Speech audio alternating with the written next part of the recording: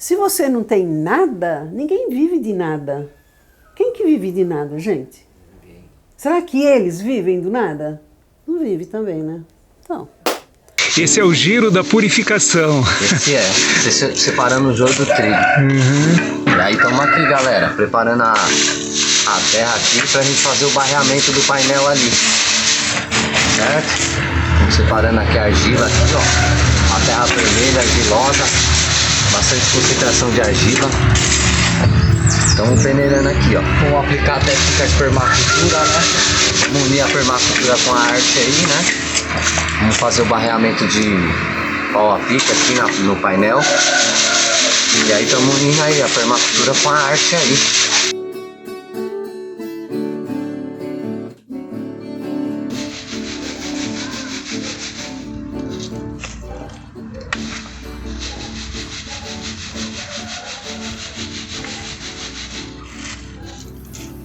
Renato é uma pessoa comum, com 41 anos hoje, completados. Pai do Raoni, de 11 meses quase completados também. Companheiro da Andréia. Sou agricultor, permacultor também, né? Trabalho com permacultura, música e artes também, né? Hoje a gente está fazendo um trabalho desenvolvendo o barro, né? A reciclagem, os materiais orgânicos tá disponíveis na natureza.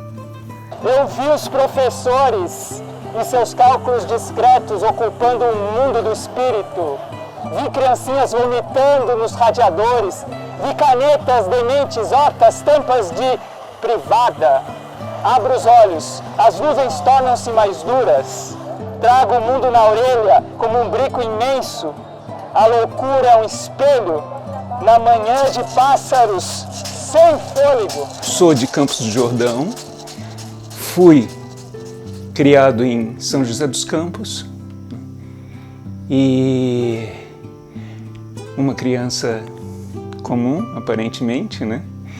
Mas eu vim numa rota de encantamento, porque a minha vida toda, depois fazendo um retrospecto, ela é toda ligada, foi toda ligada a um certo encantamento. A um certo encantamento que depois virou um processo de fuga, de escape e de desvio. Mas a partida foi o encantamento. Meu nome é Ricardo Namura, tenho 41 anos, sou casado, pai de 2 filhos. Sou descendente de japonês com espanhol. Hoje em dia eu sou jardineiro, né? Exerço a profissão de jardineiro e concilio com um hobby que eu tenho na música e na permacultura, né? Na escultura. Então, nasci em Osasco, certo? E assim, onde eu vou hoje em dia é muito difícil eu falar. Eu vou assim, de encontro a me encontrar mesmo, sabe? E me encontrar hoje em dia, eu me encontro na arte, né? A arte pra mim é uma coisa assim que transformou minha vida.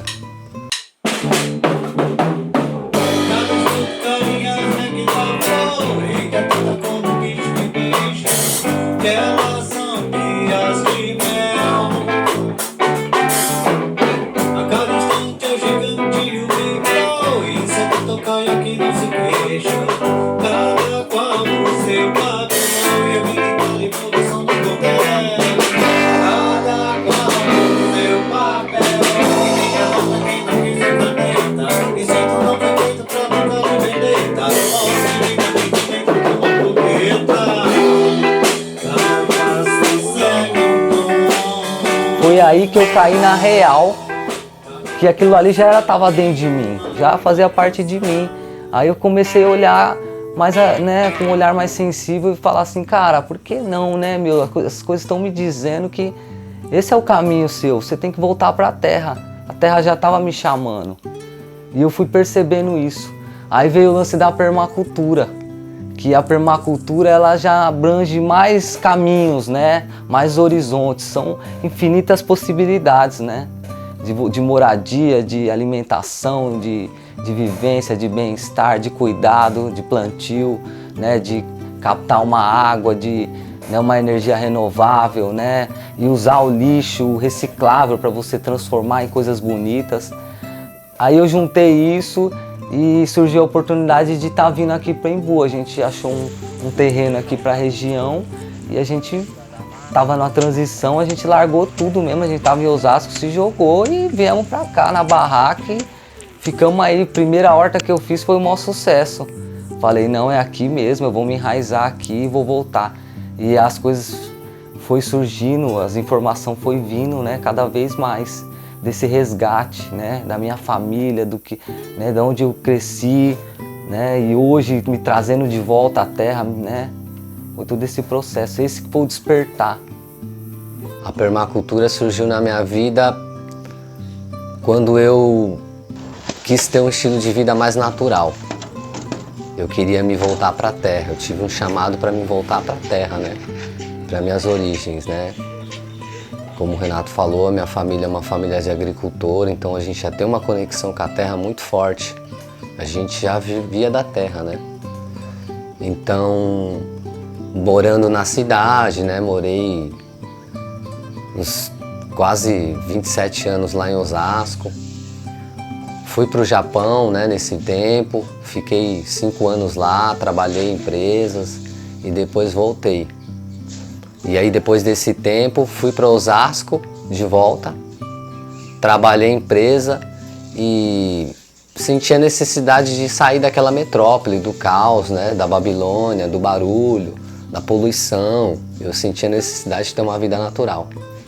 Começamos a praticar permacultura, né? Então, construir as nossas casas, a plantar, a ter uma relação melhor com o nosso consumo, com nossos dejetos, o lixo. A gente começou a pensar mais numa alimentação saudável, orgânica, natural. E ter um estilo de vida mais minimalista, mais simples e mais integrado à natureza. Então a permacultura, essa transformação hoje na minha vida, partiu desse sufoco da cidade, do caos da Babilônia mesmo, entendeu? Aí barreando a obra aí, ó, a mistura aí, ó, permacultura com a escultura, com o barro, falando a mesma linguagem aí, pessoal, ó, olha aí, ó, ó.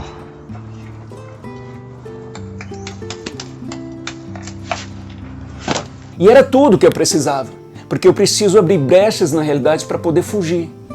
Eu sou um ser que vive em fuga. Eu sou um ser que procura o desvio. Né? O desvio me interessa. Né? Então nessa do desvio, né, de buscar a fuga, eu vi que eu não estou sozinho.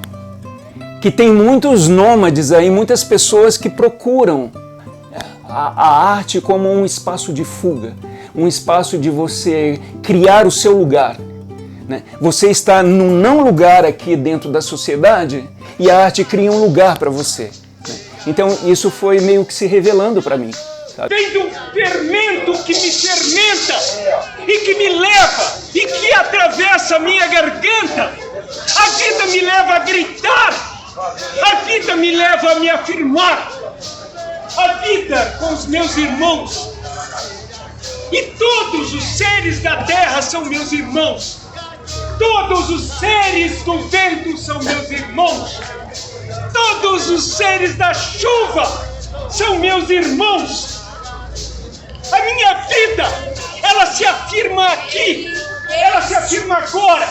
É como uma panela que está no fogo e que produz o alimento e que produz a vida. A minha vida, ela me atravessa. Ela atravessa os meus olhares, ela atravessa a luz, ela atravessa o som. A minha vida, ela fermenta a todo momento.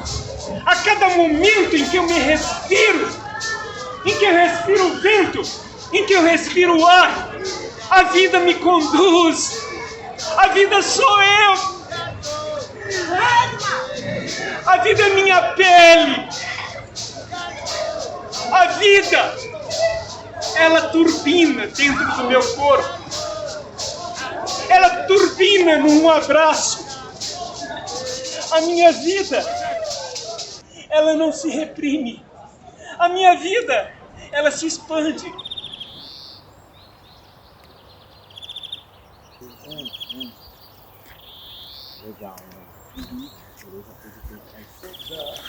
E essa coisa da água, a água e a terra, acessa muito as emoções da gente, né? As nossas memórias, né? E é muito bacana, por exemplo, você levar... A gente está tocando o material, né? E você levar essa memória, né? A memória né, tátil. Quando você vai produzir o trabalho, essa memória está presente, né? Então, o material já vai falando, ele já vai dizendo para você.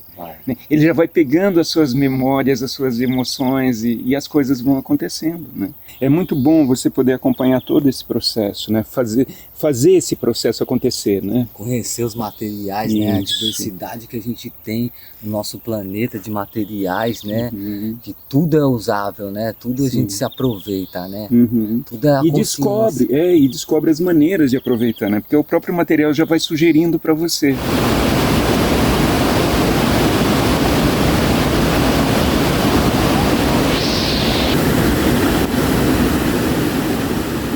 Mais do que a questão da permacultura, é o que ela permitiu de encontro entre a gente, né? Esse lugar que a gente construiu junto, né? Fazer essa escultura, ela está lá, né? Mas ela vai muito além daquela coisa física, né? Vai muito além. Esse lugar é como se, para mim, construir aquilo junto com vocês, é como se eu fosse um construtor da época medieval fazendo uma catedral. Sabe? Porque eu não acredito que aquelas catedrais naquela época lá e tal, era planejadinha como os edifícios hoje são planejadinhos numa salinha de ar-condicionado por um engenheiro que já tem todo um projeto na cabeça. Aí pessoal, mais um dia aí da escultura aí, ó. Homenageando os índios aí, nossos povos ancestrais, permacultura. Se encontrando aí com a escultura, né, com as artes. Se comunicando. Ó o Natan aí, ó. Natan tá aí ajudando nós aí, ó. Tá peneirando a areia fina aí que a gente hoje vai fazer o reboco, né, do pau a pique. Como a gente trabalhou aqui com a permacultura com o bambu a pique, né, na verdade aqui. A gente fez a primeira camada. A gente usou terra peneirada, palha, né, água. Fizemos aquele amassado, né, aquela massa. E agora a gente vai aqui, ó, o reboque. Vamos rebocar, fazer o primeiro reboco.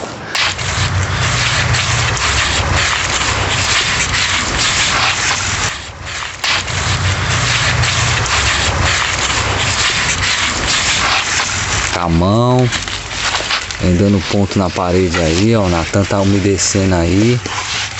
É isso aí. Bem-vindo aí à minha casa. Foi aqui onde começou a ideia do barro, da escultura, né? Essa casa aqui é uma casa de permacultura, com parede de darro. Aqui tem várias técnicas aqui, pau a pique, tem o coube ali no quarto, tem esse tijolo ecológico, tem a pau a pique lá com mandala lá em cima. Então aqui que partiu toda a proposta da escultura, né? Do barro. O primeiro contato foi feita essa casa aqui. A permacultura, ela é o ambiente que vai dizer o que é a permacultura, como ela vai agir ali. Então cada ambiente vai dizer para você, ó, eu tô no apartamento, mas eu fiz um miocário. A permacultura já entrou ali. Você entendeu? É a necessidade. A permacultura, ela trabalha através das necessidades como um todo. Desde a alimentação, moradia, o básico, né? A sua água ali, o seu lixo, né? Como que é a sua relação com o seu lixo. Então a permacultura, ela cabe para qualquer lugar. Desde a fazenda, no sítio, desde a cidade, você entendeu? É uma filosofia mesmo que ela traz uma consciência além do que a gente, né, aprende. É como lidar como um todo. A gente só não tem que lidar com o ser humano, mas tem que lidar com o nosso lixo também. Porque é a gente que produz ele. Então a gente sempre achou muito bonito, e estudando mais a fundo a bioconstrução, eu pude ver que a gente poderia misturar a arte com a permacultura, porque a permacultura é uma arte, na verdade, entendeu? E a permacultura e a arte, elas são uma coisa só, colocadas no mesmo lugar. Então, a partir dessas construções, né, a gente teve uma ideia de unir a permacultura com a arte e fazer esses painéis de terra que hoje em dia a gente faz, né, misturando materiais orgânicos coletados na mata, o próprio barro para você esculpir, o bambu, o eucalipto, entendeu? Então a gente teve foi uma mensagem assim que a gente recebeu para a gente poder seguir esse caminho. Falou, ó, é isso que vocês têm que fazer, segue esse caminho, que é isso aqui que é a sua missão. Eu me sinto muito feliz, sabe, de participar disso e de dar continuidade nisso. Porque eu vim para o Embu, eu estou há 12, 13 anos aqui no Embu, e eu vim para o Embu e eu fui adotado pelo Embu. Eu fui adotado pela Tônia do Embu, né, que já era discípula do mestre Sakai. E o mestre Sakai é uma figura fascinante, porque é um japonês que ele veio do Japão para cá, no Brasil, em 1928, ele veio com 14 anos de idade, né? Sem falar a língua, né? Japonês, com 14 anos e tal, e se tornou artista aqui na Terra. E se apaixonou pela arte indígena, se apaixonou pela nossa cultura, se apaixonou pelas tradições folclóricas, as tradições brasileiras, por toda a arte que estava ligada ao catolicismo. Não era católico, não era cristão, mas era apaixonado pela arte e valorizava muito a arte. E valorizava muito a arte indígena brasileira. O nosso encontro, inclusive, o meu encontro em Irael, com o Ricardo, com o Renato, se deu a partir do mestre Sakai, porque se deu no Memorial Sakai, né? Nós nos encontramos a partir do barro. Então, resgatar isso, resgatar no sentido de conhecer, de valorizar essa arte, de conhecer esse passado, né? De sentir que esse passado está presente e que o mestre Sakai está aqui, a Tônia está aqui, os outros artistas, todos que pisaram esse chão, estão presentes no nosso trabalho. Quando o Solano chegou aqui, essa cidade, que era uma cidadezinha do interior, assim, bucólica, não tinha nada, não conhecia nada a não ser as procissões de Semana Santa, sabe, essas coisas assim. De repente veio aquele monte de artista e o Solano com todo mundo nos batuques, né? E aquelas festas que eles faziam, tinha a lagoa ainda, onde é a Praça da Lagoa, tinha uma lagoa, eles faziam festa em volta da lagoa, depois subiam em frente à igreja, montavam as barraquinhas de comida baiana, africana e não sei o quê, e aí o pau torava, né? E as minhas amigas, eu sempre fui uma menina muito livre, né? Meus pais nunca me proibiram nada também. Então eu conheci todo mundo, a esposa do Solano. O Solano era uma pessoa maravilhosa, não saía da casa do Sakai. O Sakai se dava com todo mundo. Eu nunca vi um japonês tão cara de pau também, viu? Pelo amor de Deus. Conhecia todo mundo ia lá e ele recebia todo mundo com café, com mesa posta e tal. Então, ele já conhecia o Solano antes do Solano vir para o Embu. E aqui no Embu você encontra isso, né? Você falar sobre arte, as referências que as pessoas te passam, os caminhos que elas te dão, pô, eles já enfrentaram várias coisas, vários desafios diferentes, né? Várias épocas diferentes da história e tem muita coisa para contar. Porque Embu é isso, né? Uma cidade de artista. Se não é os artistas da cidade, são os artistas que estão chegando e estão passeando, né? Estão transitando, então tem muito essa conexão, né? O nome arte, acho que vem muito mais desses artistas que representaram a cidade, assim, que abasteceram hotéis em São Paulo, que colocaram a arte deles em todos os lugares do Brasil e do mundo, do que propriamente dito do que é hoje, né? Mas é uma cidade que hoje ela já tem uma dificuldade, inclusive em alguns momentos, de você transitar por ela. É carro, é gasolina, né? É caos, é uma série de coisas, né? São construções em locais que não é legal, né? E uma série de situações aí que é caótica, né? A cidade tem esse cartão postal de Cidade das Artes, mas tem muito caos aqui acontecendo. Esse caldo é grosso. Esse caldo é grosso e ele não tem só um ingrediente, não. Ele tem muitos ingredientes e que, inclusive, alguns não se combinam muito bem, né? Estamos aqui preparando uma tinta, uma terra que foi colhida aqui da região. É uma terra mais escura. Ela vai dar uma proximidade mais com as cores, né? As cores da natureza, as cores da terra mesmo, né? Essa coisa da escuridão, dessa energia mais yin, né, que vem da terra, a energia da noite, a energia onde todas as coisas são fecundadas, né?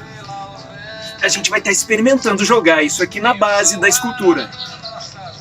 Então, agora é moer bem a terra para a gente poder peneirar e preparar a tinta. Aí galera, estamos aqui, ó. O solo deu uma empedrada aqui, a gente tá moendo aqui. Vamos peneirar na peneira de pano, de peneira de normal. E vamos tá fazendo esse solo aí, essa tinta ecológica aí, certo? Dando continuidade ao processo aqui da escultura, né? Da nossa obra aqui. Então aí, ó. A El tá fazendo aí, ó. Olha aí, ó. Um solo bem preto aqui, ó. Até tem aquele solo preto na Amazonas, aqui a gente também tem, ó. E a terra também é muito boa aqui na região, temos uma reserva ecológica aqui. Então a gente foi lá buscar esse solo aí. E também é um processo experimental, né? A gente vai aproximando as cores também. Vamos ver se vai ficar um preto mais intenso ou se a gente vai ter necessidade de suavizar isso. É um processo bem natural e experimental. Pra gente acaba sendo uma surpresa. O Esculturas na Praça, ele é idealizado pelo Jofe, o Jofe Santos, que é um artista que está no Embu produzindo desde que ele tinha 13 anos de idade. Ele aprendeu com os grandes mestres da escultura em madeira, né? Principalmente em madeira.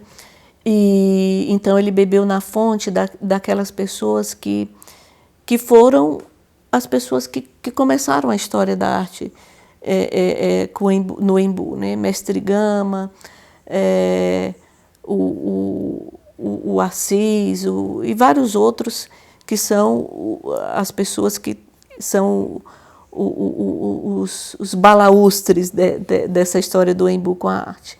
Olha, o projeto A Escultura ao Alcance de Todos, eu vi como uma coisa muito boa que levou os artistas, os escultores de Embu e a maioria dos artistas a trocar ideia, a trocar experiências e se unir mais em prol de um projeto, entendeu? Eu fui uma das pessoas que falei, a gente precisa encampar essa ideia, né?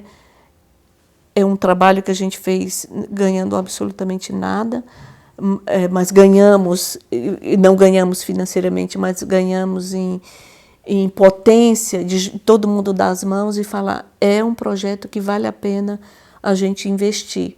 A gente trabalha com os artistas da cidade, trabalha com artistas de fora e vai trocando experiências tanto de técnica, de materiais, de linguagem. Quando a obra do trio chegou, né, Irael, Renato e o Ricardo chegou, ela causou um espantamento para nós como artistas também, né? Porque até então a gente estava ali diante de obras previsíveis.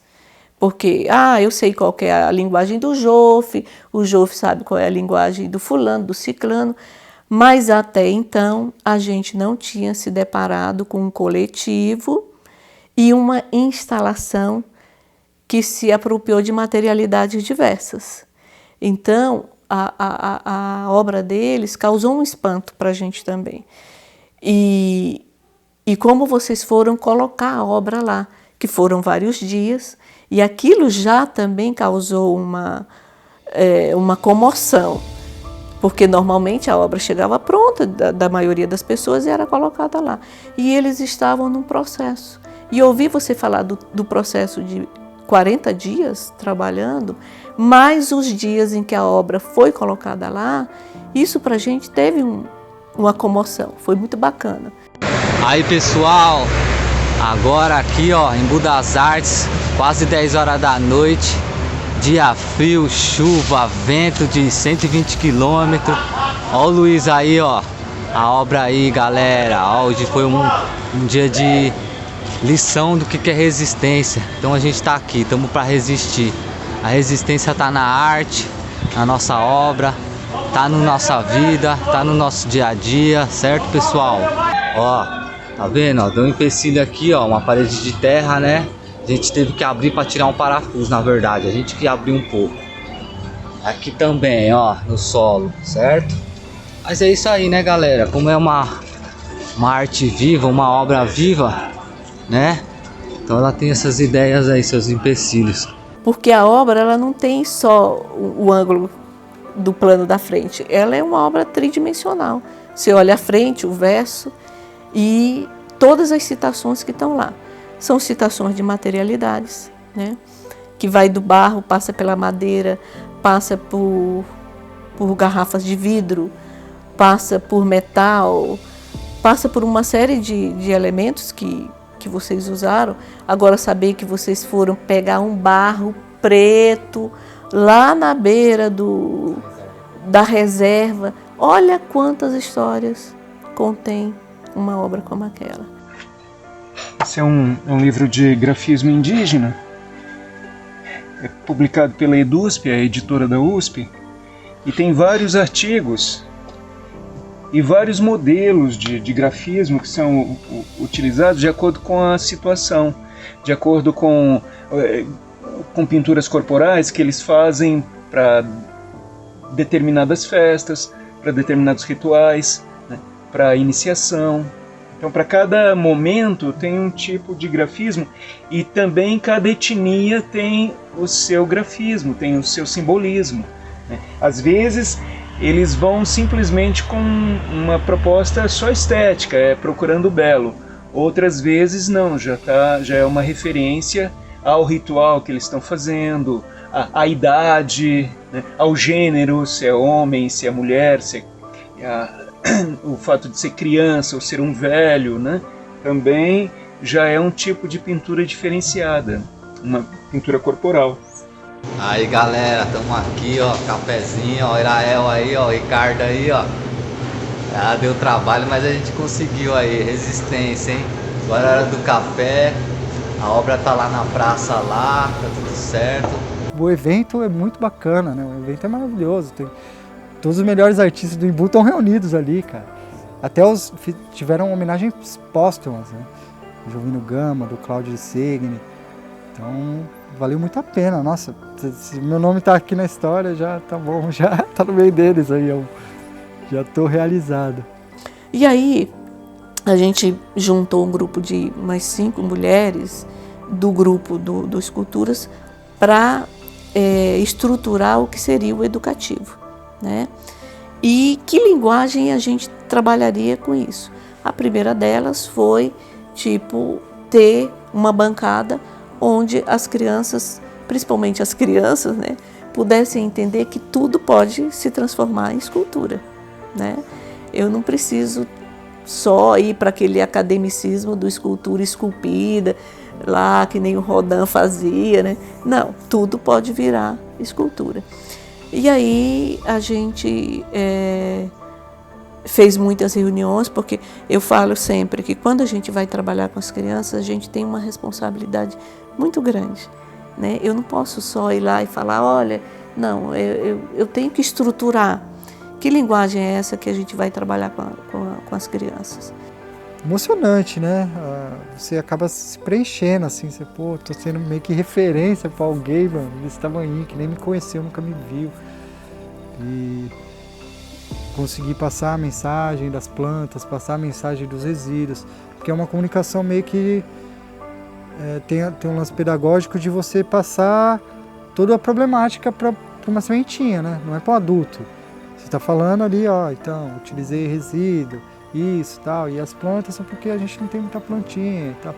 É uma outra linguagem, mas eles enxergam várias coisas além disso, né? Eles criam coisas, personagens, dão nome para peça já. É fantástico. 10h30 da noite, estamos indo embora aí, ó, saindo da Praça do Embu. Dia chuvoso, frio. Amanhã vou dar pra cá de aí, novo. Ó, amanhã nós tá de volta aí, estamos indo pra casa, certo?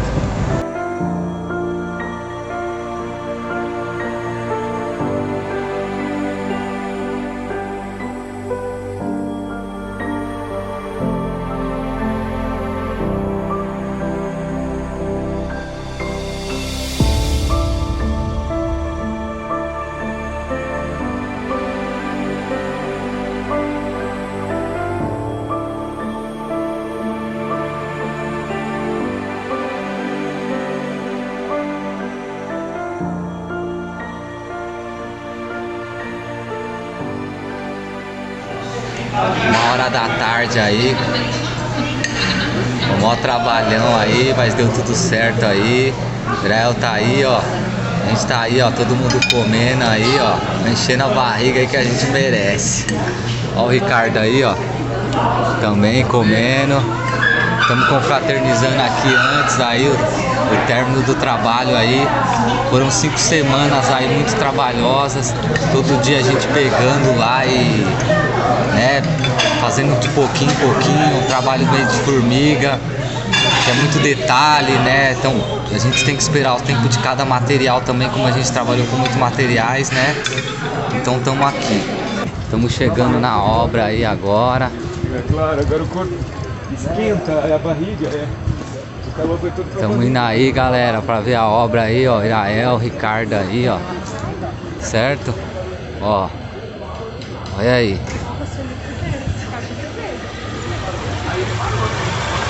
Imbusão, a praça aí, ó, a obra aí, ó, onde ela vai ficar, ó. Então, assim, a importância da escultura deles no Esculturas na Praça foi extremamente emblemático em vários níveis, para o grupo, para as crianças, para os professores, né? A gente fez muitas vezes, muitas leituras com os professores, né? Uma delas era se apropriar também dessas falas, né? Dessas falas indígenas que estão voltadas para esse chamamento de preservação, e as materialidades, né? De mostrar para as crianças, olha, tá vendo isso aqui que a gente está mostrando em termos de materiais? Os meninos se apropriaram para montar a escultura deles. Então, assim, é extremamente emblemático. Parabéns.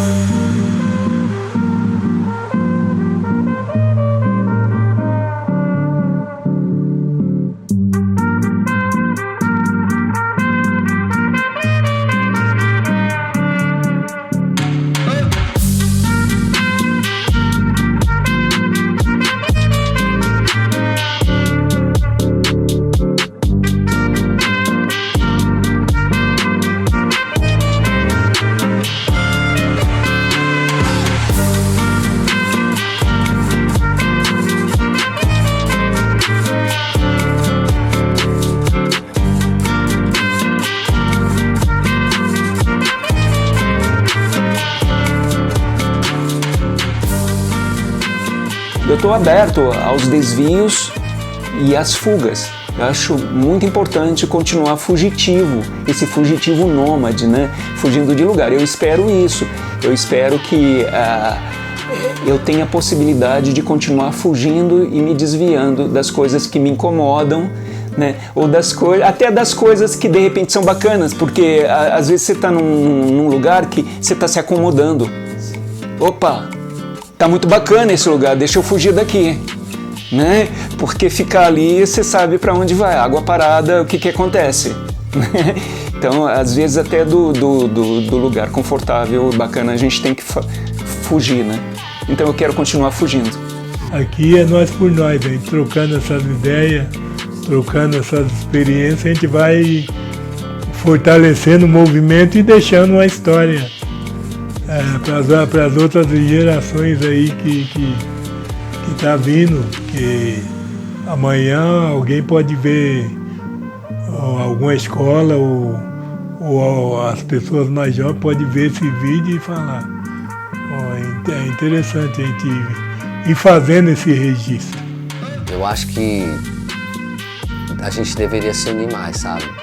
Para isso começar a ter mais força mesmo. Falta um pouco dessa união de um coletivo mesmo, entendeu? Eu espero que a gente esteja sempre assim, de mãos dadas uns com os outros.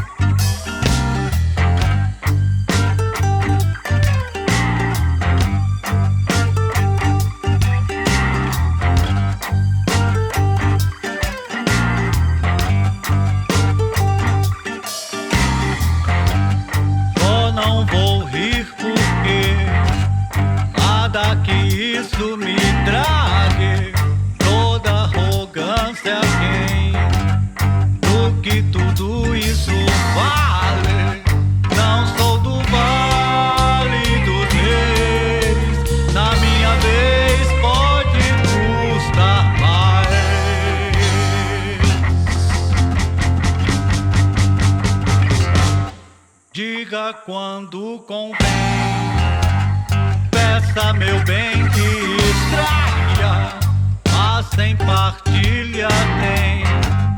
Volte com a parafernália,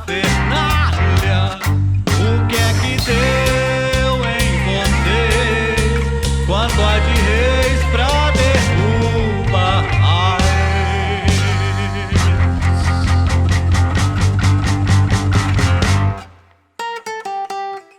Nós propusemos oficinas que seriam justamente uma forma da gente estar mais diretamente ligado com as pessoas e trazer as pessoas também para a construção desse trabalho. E a nossa obra, como vocês podem ver aqui, é um painel de terra, onde a gente resgata uma cultura ancestral, das construções ancestrais de pau a pique. A gente fez uma parede de barro toda ecológica aqui, misturou a arte com a permacultura.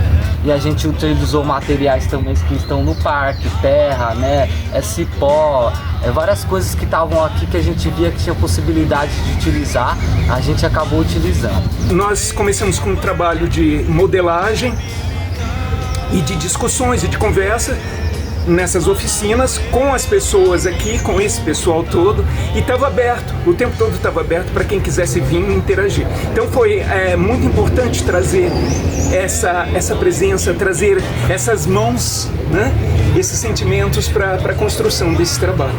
E foi muito bacana porque teve várias pessoas que participaram, o pessoal do Conviver, teve várias pessoas também que estavam passando num momento muito curioso, teve várias trocas de ideias, teve várias ideias pra gente também que a gente acatou, que foi muito legal. Então o nosso trabalho foi baseado numa troca mesmo da vivência com a arte, que o nosso trabalho vem trazendo isso, é a vivência e a arte. Então foi muito bacana participar de todos esses processos, né? A gente está finalizando agora o processo, a gente vai ficar com saudade de tudo isso, mas foi muito bacana, sabe? Assim, eu só tenho a agradecer mesmo todo mundo que participou do projeto.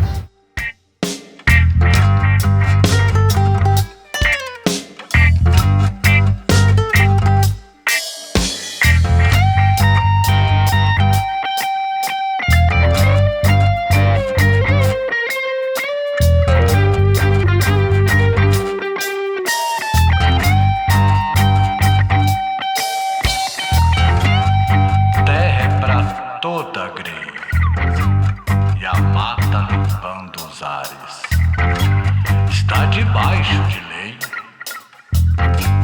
Mas chega algum rei e invade. Debilidade, talvez. A natureza tem muita voz.